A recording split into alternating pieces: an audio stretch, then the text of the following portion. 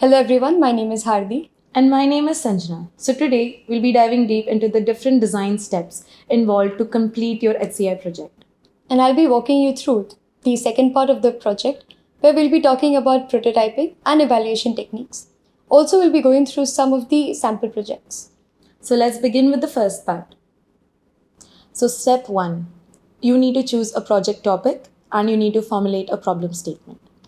So now what is a problem statement? A problem statement describes the main issue or the need that your project will address.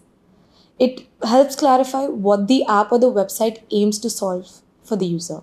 Now, here I would like to categorize it into two things. First is who your target audience is and what issues you're facing and what the issues you want to solve here. So, here when we're choosing a topic, there are two important things. Identify everyday problems first.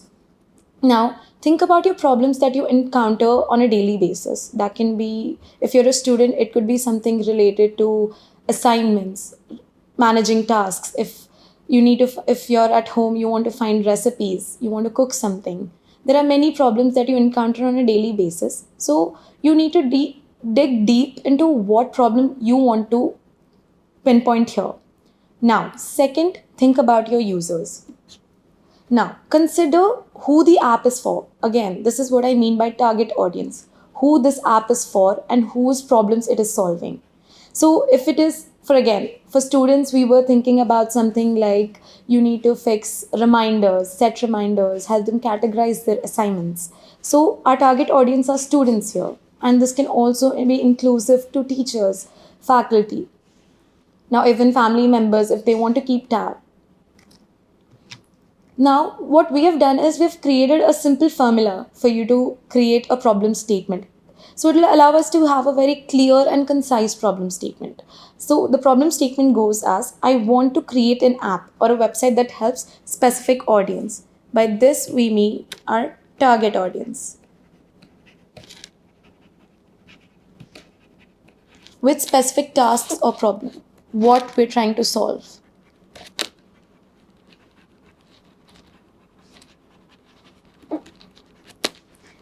Whenever we're trying to formulate a project or a problem statement, these have to be the two most crucial points we focus on.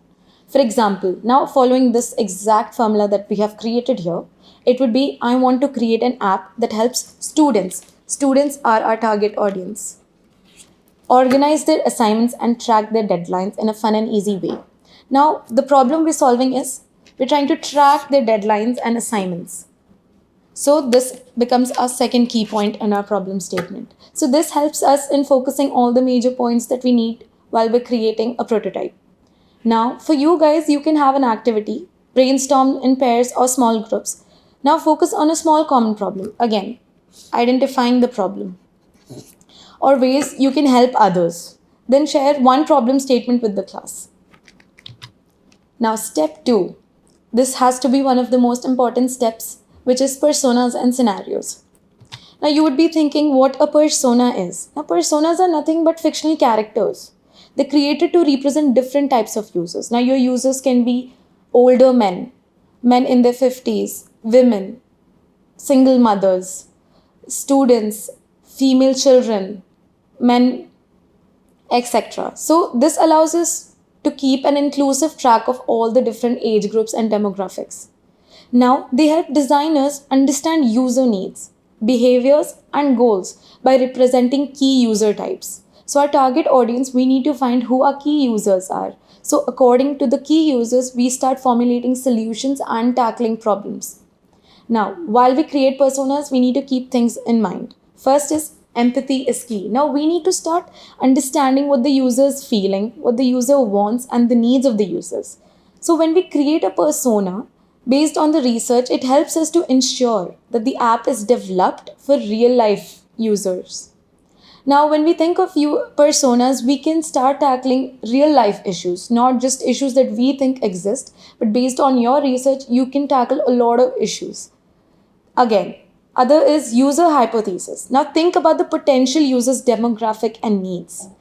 For example, if it's a student in a rural area, if it's a student in a metropolitan city, you have different criteria playing different roles in your persona. Now, when we look at this, these are the different kind of personas we'll be talking about. Now, you can obviously follow a very simple and generic template. This template right here. First is our name, and all of these things need not be correct. They need to be fictitious characters. Age, and in the occupation, these come under demographics of the user. Picture, use an AI generating tool to generate these pictures. You can use ChatGPT or you can just search it on Google. You can find many AI face generating websites. The next is description or goals. Now, description or goal is basically a little backstory to our user. So for here, our user is Priya, right? So we need to have a little background story of what is going on with her, who is she. So it gives us a little more idea about her. And here we can see she's an extrovert, a competitive student. She's a third year student. So it is giving us the idea that our problem will be tackling with a student.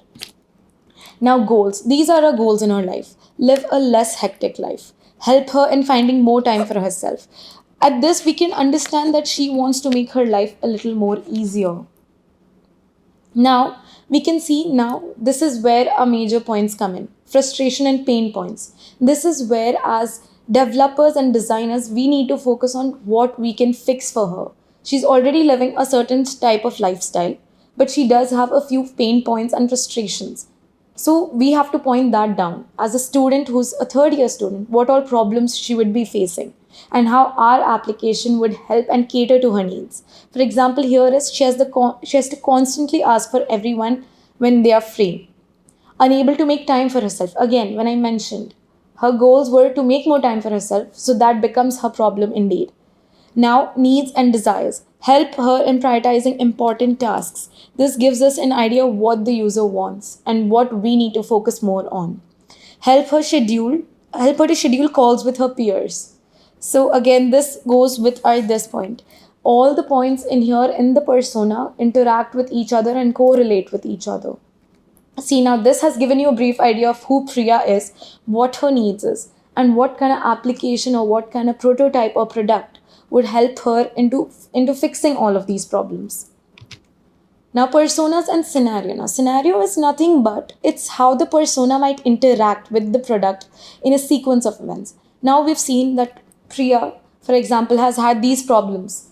And now we introduce our product or prototype and how it has affected her life positively and what all pain points have we addressed in our product. Now, again, empathy has to play the most major role when you're creating a persona or, for a matter of fact, developing a prototype. Now, when we develop something with empathy, we keep in mind the needs of the users and what they want.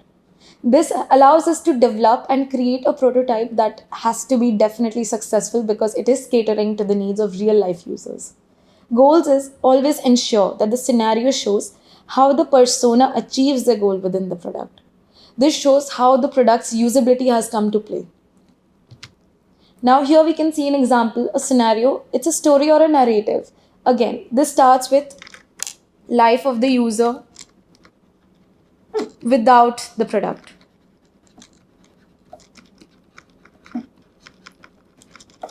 Goes on to problems that she's facing or he's facing.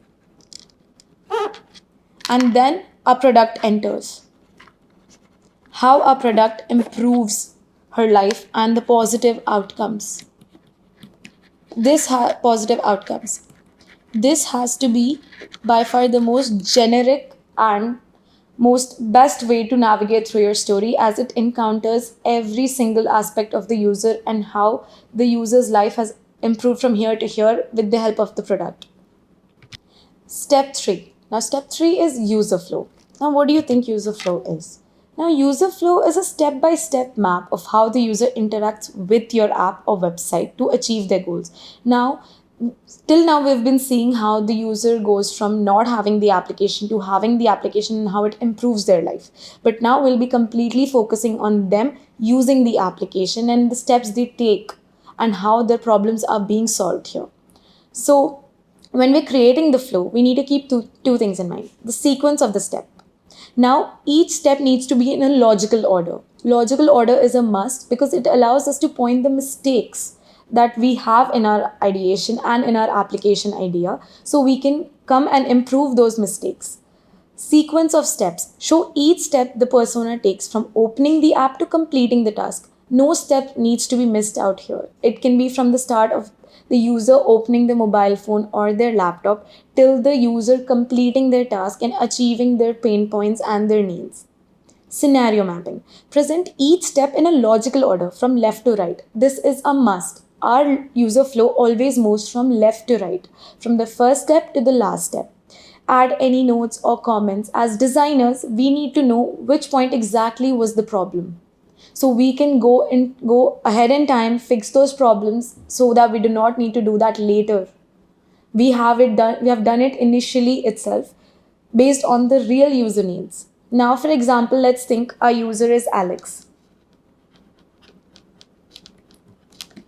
Alex is a college student. Now, she needs to track her assignments and add reminders.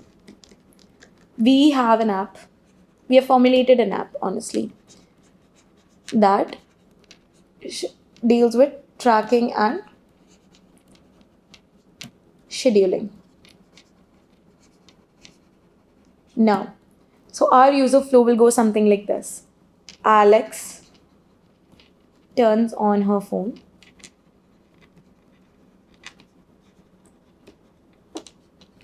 Then we go right. Alex navigates to the app.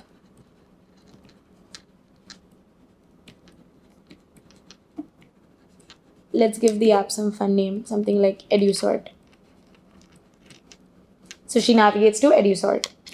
After that, after she navigates, she goes to the reminder section. Since she wants to add a reminder for some assignment, let's say she has a computer science assignment. She wants to add a reminder that it is due Thursday. Now she goes to the reminder section. Now, obviously, after you're in the reminder section, you would want to add the reminder and press done. So this is a basic flow of how Alex goes on from turning on her phone till achieving her goal, that is adding the reminder. Now this is all about user flow. Now I would like Hardi to take over, where she'll be explaining the next steps. So till now you would have seen what the user base, what a problem statement is. Now we'll move on to implementation of it. Of whatever the ideas, the problem statement that you have come up with, we'll try to implement it in a better way.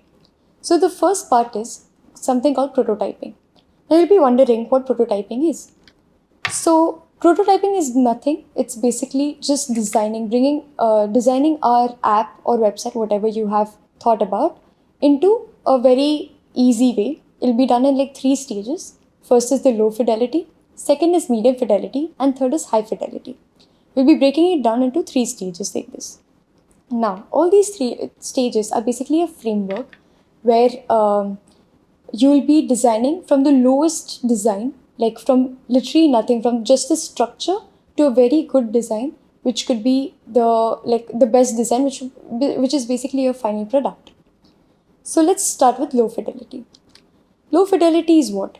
It is a prototyping technique where we are sketching the phase of the design where ideas are explored in a basic, straightforward manner. What does this mean?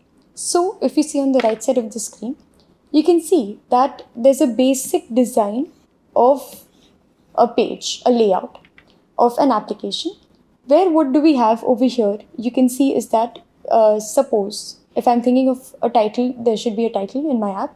So I have a title box, then I have some content box, which we're not going to go in further detail what it's going to be. It's just a blank thing, like this is what I'm designing, that I'll have some content here and let's say a button over here. So this is what I'm designing. This is the lowest fidelity or the lowest framework of my app.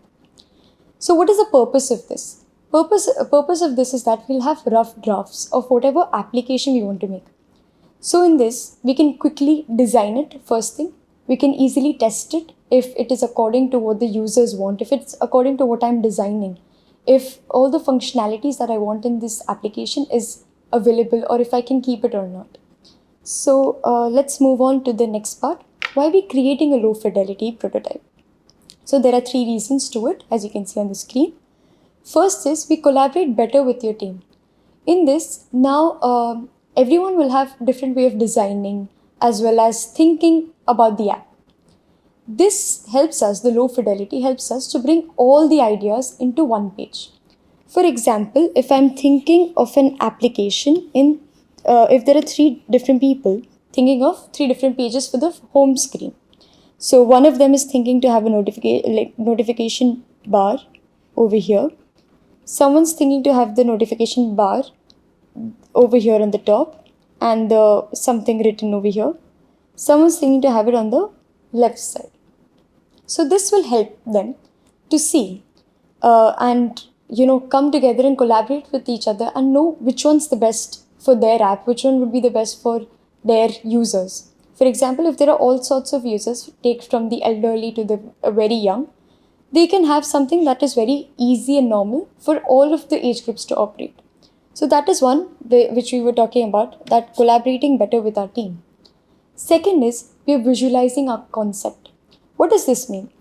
This low fidelity prototype, it will give us the first visualization of what the app will actually look like. It's basically what? I am giving just a structure to my app. For example, let's take over here. I want to create an app which gives us assignment reminders, like for college students. So what I'm going to do is, I'm going to have, for example, let's say a profile here, like a profile page where they can have login, logout spaces. Over here, I want to have some text called welcome something. Then I want to have all the assignment lists here. So this is, and a back button, a home button, or let's say some reminders or tasks button on this side. So this is what? This is basically a low fidelity. This is what I did. My concept or my task was to make an app which basically just helps me or helps the college students with their usual tasks. So this is the app I made. Next is I can test and validate my assumption. My assumption is that everyone will be able to see the reminders clearly over here. But what if I want to keep a separate page for it? I do not want it on my home page. I just want only my tasks here. So this will help me get the feedback, gather some data, gather insights from my teammates or the other users and make the change. And if most of the people are agreeing with my design, I can go ahead with it. So this is why we create a structure so we can build upon it and have our final app, like the designed app. Next, what are the steps to create a low fidelity prototype? Now we are seeing over here on the 4 steps that I mentioned. The first step is that we'll be defining our objectives. Now, as you had done when you were brainstorming about what your app's going to be, what the problem statement is going to be, or whatever your, basically your design, or if it's going to be an app or website, that's when you know what your problem statement is, your end users are. So obviously you would have thought about what you want to achieve from the application. The same thing, you're just going to have to bring it to your the objective. So first you'll define your objective. So my objective is basically to create an app which gives me all the reminders. Suppose if it's a doctor's appointment, I want an app. Suppose I'm a patient, I want an app such that it gives me when my next vaccination appointment is. So I can define my objectives in that manner. So first step is what? Defining our objectives, what we want to see from the prototype, how the design should be. Next we come is to choosing a prototype model. In low fidelity, we have different prototype models that one user or one designer could choose among. So you could choose whether you want to draw a clickable presentation or etc. Like you'll see that in the upcoming slides. Next is building a prototype. So to build a prototype, firstly we should know which tool we want to use to build it and how are we going to build it. So that is all under building a prototype, which you'll see ahead. and test and evaluate. The main important point is to test and evaluate at every point. Like from prototyping starts with low fidelity, medium, and high. All these three stages of designing your app or your website, you have to test and evaluate at each point that you make. So test and evaluate we'll see later in the upcoming slides. Next, types of low fidelity. So first thing is storyboarding, as you see over here. So over here what they have done is they have made 4 layouts. As you can see, all these 4 layouts. Over here they have some apps they're showing. If there's a mobile phone, we have multiple apps. This is the app basically which I have designed. So these arrows show what you're clicking, what the functionality of it is. So when we click on this app, we move to the second page as seen here. Second page has several buttons. Now over here you can see this is basically for an image. It has some several buttons or other techniques that you could sign in through. Now you see that sign in is showing another arrow. Like on clicking sign in, you'll have another layout coming up, which is how your home screen of that basically your app will look like. Now on the fourth side you can see that there are 2 arrows. So for example, on clicking this you'll open this layout, and on clicking this you'll open this layout. So basically what you're trying to do is you're just trying to show what structure of your app will be and what functionality each button or each basically buttons that you have on your screen or each clicks will do. So this is what you have to show. So this is by storyboarding. It's like we're showing from the starting till the end. Next, we goes to a paper prototype.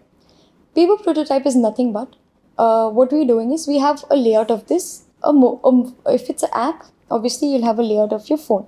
So we have a layout of our phones, and we have over here in the background, if you see, we have multiple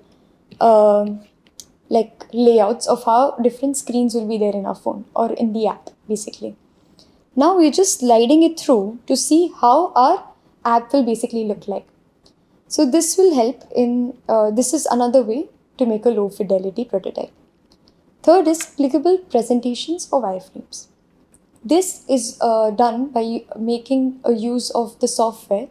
There are too many softwares that you could use with. One of them would be Figma, which you can use. So Figma is one of the tools or a software which you can use to make your low, medium as well as high prototype. The low could be done in this manner. As you can see over here, it's the same thing. From starting till the end, we're just showing how the app is moving like. So the same thing we have done over here as well. Only difference in all these, all the low, medium and high is that this one, the lowest one, which has 5 frames, is basically clickable. You can see it happening in like the way you use your phone is the same way. The rest was just paper, like we're just drawing it. This one, we're designing it basically on a software. Next is the medium fidelity. Now, what do we mean by medium fidelity? Medium fidelity, it adds more detail. Right now, we were just looking at what the structure was, where we're going to place this particular functionality, like suppose a login button, where I'm going to place it above, below, side, left, right, whatever it is. So that was what we were following, the structure. Now we'll get into more detail. Now once the structure is done, we come to the medium fidelity, which is more detailed. So in this, if you see, it adds more detail and structure compared to the low fidelity sketches. But they aren't fully polished because we'll be just adding a bit of colors. We'll be adding basically colors, placeholders, the function names, something like that. So you'll see ahead. What is the purpose of this stage? Purpose of this stage is that it'll help us test the user flow, the screen layouts, the main navigation paths. So over here, if you see, these two are basically our low fidelity prototypes, and this is our medium fidelity prototypes. In low, we have just kept a vague image over here. We don't know what that image is going to be, what the text is going to be. But if you see in middle, we have an image there. That this is our image. These are the images that's going to be there. So we have taken a step front. Now, so this will have not the final colors, but just a bit more designing as to know like what the, like over here for example, there's no icon, but we know we wanted this icon. So this comes in the medium fidelity. We are describing what the icon would be. So let's go to the next. What are the key design elements in mid fidelity? So if you see over here, clear button labels. So buttons, they're labeled to indicate actions that we obviously know. For example, example of that is, here if you see, we have just an arrow to represent login. But in the medium fidelity, we have written the word login. Over here is just a dash. We have made it in the, this is our low for people not understanding, and this is our medium. So if you see in our low, we have just an arrow, just a line. Over here, we're showing what this arrow is basically the login, and what this line is the forget password. Now, basic icons. Second part is basic icons. Icons for navigations and key actions, they are added, such as home icon or shopping cart icon. Over here you can see there's no icon here, there's no icon here. We have added a task list, we have added a settings button. Next we have organized layouts. What does this mean? The screen elements, they're arranged in a way that reflects the intended user experience. I thought in the first low fidelity that this will be my page, for example, doctor's appointment. Let's say I have a search bar saying I want to search for this doctor, and I have multiple doctors' name and profile, for example. Now on clicking this, I should have a different layout to see the doctor's profile, when are they available, and when I can book my slots. So this is basically organizing our layouts. So we are arranging it in the way the user wants. I do not want to go on this and see that what kind of doctor it is, and not get the information that I want basically on where and when I can book an appointment. Next is placeholder text. So content areas have placeholder text to show where specific information or images will be displayed. For example, over here you can see this is a placeholder text. This part. It is just showing, this is also another, but it's more like text. Instead of text, it's an image. So basically, all these are the key design elements in mid fidelity. Let's move on. High fidelity. Now, what is high fidelity? It is a computer-based interactive representation of the product. So, till now, we were seeing basically the structure that we were designing using a pen and paper. Then we went using like a proper software structure and seeing what the shape will be, what the functionality of that button or icon would be. Now we'll be going to a proper designing of the application. This designing is like mostly the final design of our application. The apps that you see on your phone, the same way is the high fidelity. Without the backend, it's just the front end right now. So the hi-fi prototypes, they are not only the UI of the product, but they are also in terms of visuals and aesthetics, but also the user experience aspect. So now as like when you have your entire application in hand, you'll know which step to go by. You can explore it properly. This is what hi-fi is. You can see everything properly, what the image is, what the text is, what the next button is. Everything is very properly organized. Next, what is the purpose of high fidelity? So while discussing the purpose of high fidelity, we see usability testing as the first. What does it mean? Usability testing is basically, as I mentioned earlier, every fidelity that we make, at every stage we are making one or the other design. All these designs need to be first tested and evaluated. So what does it mean? We're getting the most, whatever I made, For example, if I made a complex design on my hi-fi, so I have some users testing it out and telling me a feedback that it needs to made very easy for other users as well. Because if there are some elderly users, they do not know how to use it. So for them, we need to make it more simple and basic. So that is basically the key point, feedback. Next we have is enhances collaborations. What do we mean by enhances collaborations? So over here, what are we trying to do? We are trying to improve the collaboration with the developers.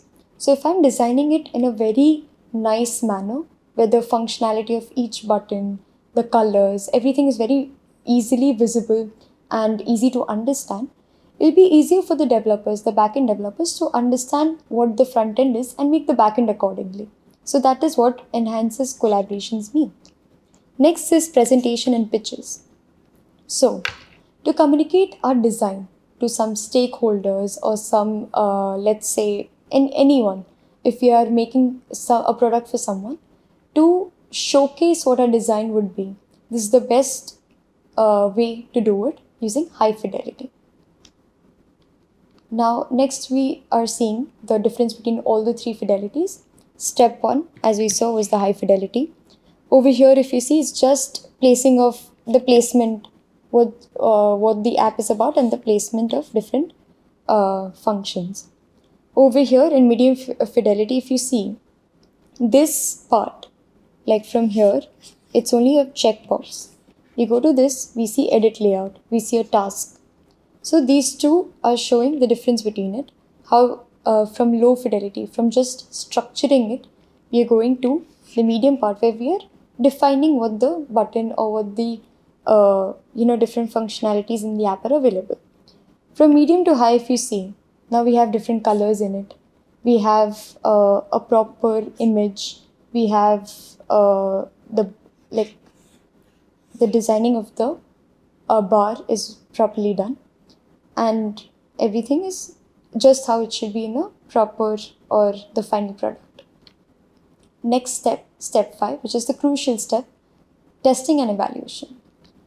As I had mentioned earlier, what testing and evaluation is, we'll dig a bit deeper into it.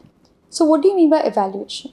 Every time we make a fidelity or a design among any of the three, what are we trying to do is we're trying to evaluate our design. How are we evaluating it? It involves collecting as well as analyzing the data that we have on the users and the potential users. As you had read earlier about the target audience, this is the same thing. The potential users and users will use our product and give us a feedback on how they like the look and feel of the product. Are they easily able to navigate?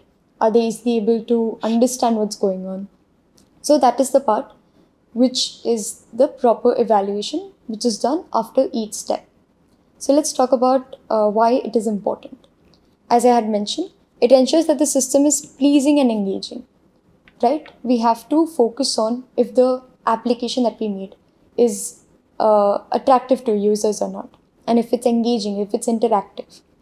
Helps in creating well-designed products, and that appeals to the users. So obviously, as I mentioned earlier, allows gathering of diverse perspectives for improvement. If you take different age group people, you'll have different feedbacks from them. So evaluation is important to know your user targets and what they feel is convenient and not. Next is, it validates that the solution aligns with the problem statement. Whenever you're doing evaluation, so whenever you have your high fidelity, when you're showing it to your end users, they'll use it and give you feedback on how the application is. And if it's meeting their, suppose a problem statement, obviously you'll have with the target users. So once you take it to the target users, they'll use the product and tell you if it's solving the problem or not. Next, we move to types of evaluation. So now that we see, we have 3 types of evaluation. First is the controlled settings, that is directly involving users. Now, controlled settings is basically they're conducted in environments like usability labs. Over here, what are we doing is we're calling the users to a particular set of environment and we're telling them to use our specific product so that we can see how much time they're taking to do a specific task. For example, if I've called some users to use an application where they have to make a payment. For example, let's take PhonePe kind of an app. If I'm telling to make a payment, I'm putting a set of users, let's say from elderly to the youngest, and telling them to go to this page of the application and I'm recording the timings. So this is what I'm telling them what to do. I'm not freely telling to just go over the app as and how they wish. I'm telling them to do a specific task. Next is the natural settings. In this, we are again directly involving users. How are we doing it? We are doing it in real world settings with minimal control. We had full control in the control one. In this, we're not having any control. We are telling the users they can freely use our app however they wish. So in this, we come back to the next one, which is settings, which is not directly involving the users. So in this, our main focus would be the consultants or the researchers that are associated with our project. So they will evaluate the design without any user interaction. So in these techniques that are mentioned, inspection, heuristics, all of this you'll be studying in the next lectures. Okay, so now we'll be discussing the sample project to give you a much better understanding of the points we have discussed so far. So this is a sample project, Binge and Eat, cinematic snacking at its finest. So now they have used a lot of design principles that we have spoken about and the process steps. So let's give you a quick go through. So the agenda, especially the first and the foremost, problem statement, scope, motivation, stakeholders, surveys. Now surveys obviously need to be a important and crucial part because we need to know who our target audience is and the requirements of the target audience. Based on that, we will be formulating our entire prototype. This is our problem statement. It is very crisp. It is to the point. We have a target audience and we have the problem that we're trying to solve here. Then we have our stakeholders. Now, the stakeholders are basically all the target audiences that will be focusing on the different variety of people and how inclusive this is. Scope and motivation. Now, obviously, every project needs to have what kind of scope they have and what motivation, what is motivating them to provide a solution like this, and why it is important to provide a solution for the given problem in the problem statement. Now, brainstorming. Now, you're just throwing around ideas, what you think about the project, what all ideas you can accumulate. So, this is done without any format. There's no format to it. You just randomly blurt out whatever comes to your mind regarding the problem statement and how you want to solve it. Now, they have mentioned the features of their app, the different features they'll be providing on their application, the additional features. Now, here we can see we have the different surveys that the users have responded to, and this gives them, the designers, a better idea of how to provide the solution and how accurately they can achieve all these solutions. They have taken interviews with different types of users. Now, since they have different types of users in their stakeholders, now based on that, they have taken interviews with 3 different categories of people. So this gives them a broader idea of what the different types of age groups and different types of people and what their needs are. Now, personas. Now, personas are again fictitious people. They've used AI generated images. None of them are real people. They're people who fit in the categories of the people who require these solutions. Empathy mapping, again, what the user thinks, what the user feels. All of this needs to be accumulated when we talk about creating a prototype for the real life users. Mind map, what are the potential stakeholders? Again, children, men, cinephiles, designers. We have different things going on. These are all ideas and things that they've blurted out, so they have a thorough and crisp idea of what they're trying to achieve here. Now, big picture storyboarding. Now, storyboarding, again, it's a type of user flow. Now, the students, what they have done here is they're trying to go through the whole process and see how the user is using it and what all steps are required to achieve their final and certain goal. As we can see, it goes step by step. Now, lo-fi diagram. As Hardi had mentioned before, lo-fi diagrams are sketches of how the prototype would look and what the idea is in the mind of the designers. We can see these are properly drawn pictures. They're very rough, not crisp at all. It just gives them a brief understanding and idea of where they want what functionality and feature. Now, these are the Lo-Fi Idea design interviews. They had, as she had mentioned before as well, testing and evaluation needs to be done at every certain point. We can never miss out on testing it because we need to know at every single point what we're missing out. And if we are missing out something, we need to accommodate all of those features in it. Now, they have done a system usability scale. Now, conclusion of their evaluation. They have come to a conclusion. Now, based on this conclusion, they'll either remove things or they'll add things based on the overall conclusion. Now, they have also provided alternate designs. So now the users who are being tested this with, they have an idea of what all different design processes are there or whatever different designs are present. So they can choose between the different designs and provide the best solution. Now there's an alternate. Now this, what we're looking at, is a medium fidelity. Medium fidelity is not completely a prototype, but it is also not a very rough prototype. It gives the exact positioning of the functionality and what all features they want to accommodate. Now, looking at this video, we can see how the user is interacting with the medium fidelity. Again, this can be done using Figma, and there are other applications as well where you can create your own fidelities. Now, there's a mental model of how this works, how the process is going about. Now, this is a hi-fi wireframe. Yes. So now here we can see these are the different interfaces of the high fidelity. Now, high fidelity, as you can see, it looks pretty crisp and it looks like exactly what a mobile application should look like. Now here you can see they have connected different functionalities to different pages and interfaces, how the user can navigate from one interface to another. Here is a working video of the high fidelity. So as you can see, it is very interactive and the user, it needs to be aesthetically pleasing, it needs to function well, it needs to be cluster free, and it should just be very easy to navigate through. These are the final and key tips that you should always keep in mind when you're developing a high fidelity. Now they have done a survey again, which I had mentioned earlier as well. Surveys need to be keep done after every point of your designing process because you need to know exactly what you're missing out and what are the improvements you can make. We hope this presentation gives you a clear idea of all the HCI processes involved and inspires you to create your own design. Thank you so much for joining us. Please feel free to ask any queries.